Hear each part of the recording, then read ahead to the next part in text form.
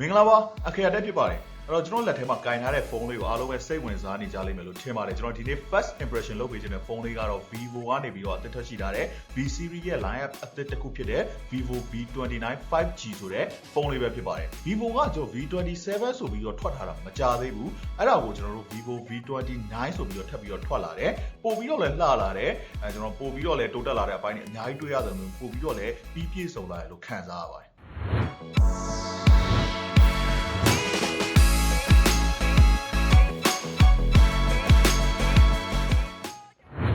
ဒီဖုန်းကိုကျွန်တော်ပထမအဆုံးကန်ရတဲ့ feeling ကတော်တော်ကြီးကိုမိုက်တယ် vivo V29 5G ရဲ့အကြိုက်ဆုံးအချက်တစ်ချက်ကိုပြောပါဆိုလို့ရှိရင်သူ့ရဲ့ design ပဲတော်တော်လေးကိုလှတယ်ကျွန်တော် unbox လုပ်ဘူးသမျှဖုန်းတွေထဲမှာဒါအလှဆုံးဖုန်းလို့ပြောလို့ရတယ် vivo V29 5G ရဲ့အရောင်တွေအနေနဲ့ noble black နဲ့ peak blue ဆိုတဲ့အရောင်နှစ်ရောင်နဲ့ရွေးချယ်ဝယ်ယူလို့ရမယ်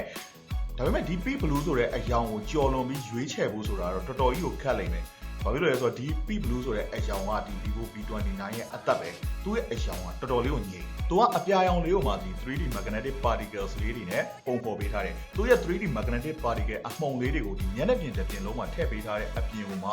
တောင်တန်းပုံစံလေးသုံးခုဖော်ပေးထားတယ်သူရဲ့တောင်တန်းလေးတွေကကျွန်တော်ဒီလိုမျိုးဖုန်းကိုအန်ကယ်ပြောင်းပြီးတော့ကြီးလိုက်မယ်ဆိုလို့ရှိရင်လိုက်ပါပြီးတော့လှုပ်ရှားနေတယ်သူရဲ့အရောင်နဲ့အဲ့ဒီတောင်တန်းပုံစံ themes နဲ့လုံးဝလိုက်ဖက်မှုရှိလို့ ਨੇ နောက်ကျွန်တော်တို့ဒီ 3D magnetic particles လေးတွေကိုဒီလိုမျိုးတောင်တန်းပုံစံပေါ်တဲ့အခါမှာအခုလိုမျိုးလှုပ်ရှားနေတဲ့ပုံစံမျိုးလေးရဖို့အတွက်ဆိုလို့ရှိရင် 0.1 mm တောင်မှပဲကျွန်တော်နေရာမှားပြီးတော့ချလို့မရဘဲနဲ့ကျွန်တော်အမှားခံလို့မရဘဲနဲ့ပုံဖော်ထားတယ်လို့ကျွန်တော်သိရတယ်ဒီ design လေးရဖို့အတွက်ဆိုရင် vivo ရဲ့ design team ကတစ်နှစ်တိတိသူတို့စူးစမ်းအားထုတ်ခဲ့ရတယ်လို့လည်းကျွန်တော်တို့သိရတယ်ကျွန်တော် design ဘိုင်းမှာတော်တော်လေးကိုအားစိုက်ထုတ်ထားရဲဆိုတော့လည်းသိသာစေတယ်ဖုန်းကိုစပြီးတော့ကင်ကြည့်လိုက်တဲ့အခါမှာကျွန်တော် premium ဆန်တယ်ဆိုတဲ့ feeling ကိုတစ်ခါတည်းခံစားရတယ်။သူရဲ့ shaper screen က 3D curve design နဲ့ကျွန်တော်တို့ဒီဘေးနှစ်ဖက်ကခုံးနေတာဟိုမှာနောက်ဖက် cover ကလည်းကျွန်တော်တို့ဒီ curve design နဲ့ဆိုတော့သူရဲ့ဘေးပေါင်လေးတွေကကျင်းချင်းလေးဟိုမှာကျွန်တော်လက်ထဲမှာကန်ရတဲ့ခံစားချက်ကတော်တော်လေးကန်လို့ကောင်းတယ်။သူရဲ့ဘေးပေါင်လေးတွေကလည်းပပလေးဖြစ်နေတယ်။သူရဲ့ဘေးပေါင်ကကျွန်တော် 7.46 mm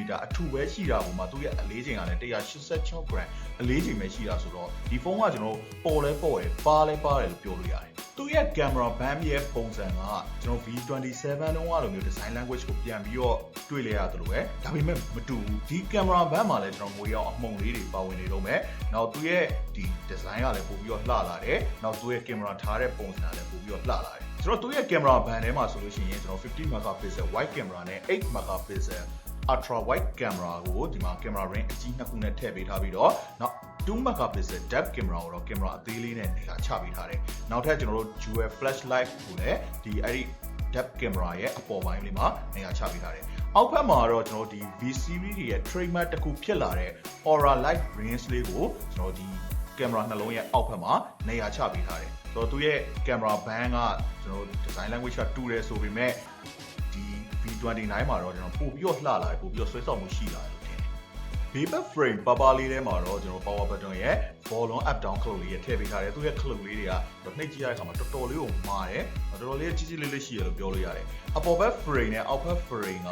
ကျွန်တော်အထဲကိုခြိုက်ဝင်နေတဲ့ပုံစံမျိုးလေးပုံစံပေါ်ပေးထားတယ်အပေါ်ဘက် frame မှာတော့ဒီ professional portrait ဆိုတဲ့စာသားနဲ့အတူ secondary mic ပေါက်လေးကိုထည့်ပေးထားတယ်အောက်ဘက် frame ဘက်မှာတော့ speaker ပေါက်ရဲ့ mic ပေါက်ရဲ့ USB type C ပေါက်ရဲ့ထည့်ပေးထားပါတယ်ဒါပေမဲ့ 3.5 mm headphone jack ပေါက်တော့မပါတော့ပါဘူးနောက်ထပ်ကျွန်တော်တို့ဒီ SIM card နှစ်ကထည့်လို့ရတဲ့ SIM tray လေးပါမယ်သူက 5G support ပါတယ် vivo V29 5G က IP54 dust and water resistant လည်းပါတယ်ဆိုတော့ကျွန်တော်ရေဆိုးမာတွေပါတွေလောက်ကတော့သိပြီးတော့စိတ်ကူစရာမရှိပါဘူးနောက်ထပ်ဒီဖုန်းကိုကြိုက်တဲ့အချက်ကသူ့ရဲ့ screen ပဲ 6.78 inch ရှိတဲ့ AMOLED panel ကိုမှကျွန်တော် 3D curve လို့ခေါ်တဲ့ဘေးနှစ်ဖက်ကမှန်အခုံး design နဲ့ဖြစ်တဲ့ 1.5K resolution ရှိတဲ့သူ့ရဲ့ display ကတော်တော်လေးကိုမိုက်တဲ့အထက်မှာပါတယ်ကျွန်တော်တောက်လျှောက်သုံးကြည့်ရတဲ့လောက်ကလည်းတော်တော်လေးကိုကျွန်တော်မျက်စိပေါ်လေးဒီ eye comfort ဖြစ်စေတာကိုတွေ့ရတယ်120Hz refresh rate နဲ့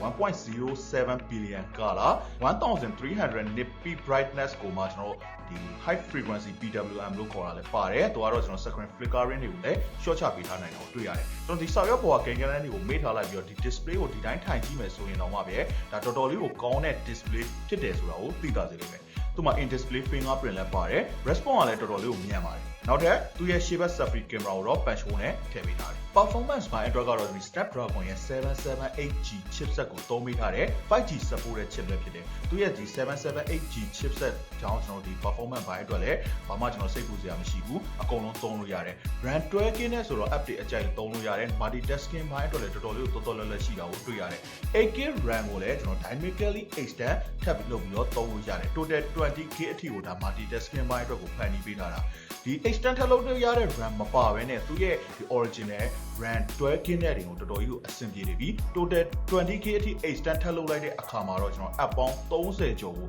တပြိုင်နက်တည်းကျွန်တော်ပြိုင်ပြီးတော့သုံးလို့ရတယ်နောက်သူရဲ့ storage ဘိုင်းအနေနဲ့ကလည်း 256GB storage အထိပါတယ်ဆိုတော့ကျွန်တော် storage ဘိုင်းမလောက်မှာပါလည်းသိပြီးတော့စိတ်ကူးစရာမရှိပါဘူး software ဘိုင်းအနေနဲ့ကတော့ဒီ Android 13ပေါ်မှာအခြေခံထားတဲ့ Fantash OS 13နဲ့လာတဲ့ဒီ vivo ရဲ့ Fantash OS 13ကကျွန်တော်ရဲ့ personal အမြင်အရတာကျွန်တော်ကြိုက်တဲ့ UI နဲ့မှာပါတယ်ဒါ pure ဖြစ်တယ် light ဖြစ်တယ်နောက် user experience ဘိုင်းမှာလည်းတော်တော်လေးကိုသုံးလို့ကောင်းတဲ့ OS ဖြစ်တယ်သူရဲ့ display နဲ့လည်း light ဖတ်မှုရှိတယ်ကင်မရာဘိုင်းအနေနဲ့ကတော့ဒါ50 megapixel wide main camera 8 megapixel ultra wide camera နဲ့2 megapixel depth camera triple camera setup ကိုသုံးပေးထားတယ်သူရဲ့ main camera 50 megapixel က OIS ပါဝင်တယ်ကျွန်တော်စမ်းရိုက်ကြည့်ရတဲ့လောက်ကတော့သူရဲ့ OIS ကတော်တော်လေးကိုအလုပ်ဖြစ်တာကိုတွေ့ရတယ်ဇွန်းဆွဲပြီးတော့ရိုက်ကြည့်တဲ့အခါမှာပို့ပြီးတော့သိတာတယ် auto stabilize ဖြစ်တယ်လက်ကကျွန်တော် shake ဖြစ်နေရင်တော့မှပဲသူရဲ့ camera ကလိုက်ပြီးတော့ထိန်းပေးတယ်ဗီဒီယိုရိုက်တဲ့အခါမှာလည်းသူက OIS plus EIS dual stabilization နဲ့ပါဝင်နေဆိုတော့လုံးဝအငြိမ်ရိုက်လို့ရတယ်ကျွန်တော် block paper တွေဖန်တီးခြင်းတဲ့သူတွေအတွက်ဆိုရင်လည်းအဆင်ပြေတယ်နောက်ထပ်ကျွန်တော် vivo V29 ရဲ့အသက်ကသူရဲ့ aura light လို့ပြောလို့ရတယ်ကျွန်တော်တို့ဒီဓာတ်ပုံတွေပေါ့လေ photo တွေ video တွေရိုက်တဲ့အခါနောက်ဒီ portrait photo တွေရိုက်တဲ့အခါမှာတော့ lighting ဘိုင်းကအရေးကြီးဆုံးပဲvivo V29 ရဲ့ aura light က smart ဖြစ်လာတယ်ကျွန်တော်တို့ဒီ1ဖြစ်တဲ့ things မှာ2တုံးလေးပေးတာမျိုး2ဖြစ်တဲ့ things မှာ1တုံးလေးပေးတာမျိုးကိုသူက auto ချိန်ကြီးပေးနိုင်တယ်ကိုယ့်ရဲ့စိတ်ကြိုက်ဖြစ်တဲ့ lighting ကိုလည်းလိုသလိုချိန်ကြီးလို့ရပါတယ်သူရဲ့ camera ဘိုင်းကတော့ပြောစရာတွေအများကြီးပဲကျွန်တော်ဒါ first impression ဆိုတော့ကျွန်တော်ဒီလောက်ပဲပြောပါမယ်ဒီ full review ကြရင်တော့ကျွန်တော်အသေးစိတ်စမ်းပြပါမယ်သူရဲ့အရှိတ် selfie camera ကိုတော့50 megapixel ရှိတဲ့ဒီ wide selfie camera ကိုသုံးပေးထားတယ်သူက auto focus camera လည်းဖြစ်တယ်92 degree အထိလည်းကျွန်တော် wide ရိုက်လို့ရတယ်နောက်သူမှာ EIS လည်းပါပါသေးတယ်ဘက်ထရီဘိုင်းအတွက်ကတော့ 4600 mAh ရှိတဲ့ဘက်ထရီကိုသုံးပေးထားတယ်ကျွန်တော်တောက်လျှောက်သုံးကြည့်ရတဲ့လောက်ကလည်းတော်တော်လေးခံတာကိုတွေ့ရတယ်ကျွန်တော် charging ဘိုင်းအတွက်လည်း 80W ရှိတဲ့ charging နဲ့အားသွင်းလို့ရမယ်ကျွန်တော်ဒီ90ရာခိုင်နှုန်း18မိနစ်ထဲနဲ့အားပြန်သွင်းလို့ရမယ်သူရဲ့ battery optimization ကောင်းမှုကြောင့်အားလဲကြကြခံတာကိုတွေ့ရတယ်မဆိုးကျွန်တော်ဒီနေ့ first impression လုပ်ပေးခဲ့တဲ့ဖုန်းလေးကတော့ဒါ vivo ကနေပြီးတော့အသစ်ထွက်ရှိလာတဲ့ vivo V29 5G ဆိုတဲ့ဖုန်းလေးပဲဖြစ်ပါတယ်သူရဲ့ဈေးနှုန်းကတော့ဒါ73,9800ကျန်နဲ့ဝယ်ယူရရှိနိုင်မှာပဲဖြစ်ပါတယ်ကျွန်တော်ထင်ထားတဲ့ထက်လည်းဈေးနှုန်းသက်သာတယ်လို့ပြောလို့ရတယ်ဒီ design ဘိုင်း camera ဘိုင်းဘာမှအပြစ်ပြောစရာမရှိတဲ့အပြင်မှာ premium features တွေလည်းပါဝင်တဲ့ဖုန်းတစ်လုံးဖြစ်ကြောင်းကိုပြောရင်းနဲ့ပဲမိတ်ဆွေတို့ဆိုရင်ရောဝယ်ချင်လားမဝယ်ချင်ဘူးလားဘယ်လိုသဘောရလဲကျွန်တော်တို့ကောင်းကန်းနိုင်ပါဒါ full review video ကိုလည်းစောင့်ကြည့်ပေးကြပါဦး